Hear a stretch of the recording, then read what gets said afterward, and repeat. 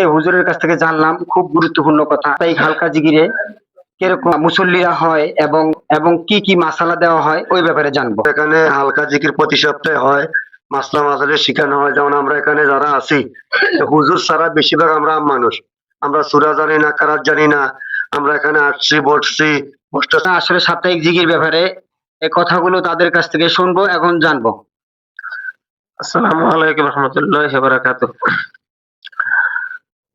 ইনশাআল্লাহ আমাদের এখানে প্রতি সপ্তাহে তালিম ও জিকির হয়, সূরা কারাত মশক হয়, মাসালা শেখানো হয় সাপ্তাহিক জিকির করার জন্য। আমাদের বয়স্ক শিক্ষাটা কয়টা থেকে কয়টা বাজে শুরু হয়? ফজরের পরে ইনশাআল্লাহ। এখন আমরা মাগরিব থেকে এশা পর্যন্ত বিভিন্ন মানুষকে তালিম দেওয়া হয়, সব রকমের মানুষই এখানে হালকা জিকিরে অ্যাটেন্ড করতে পারবো এবং জিকির আজগার আল্লাহ বিল্লাহ করতে পারবো। করি সূরা তালে মাসালা এগুলা শিখি।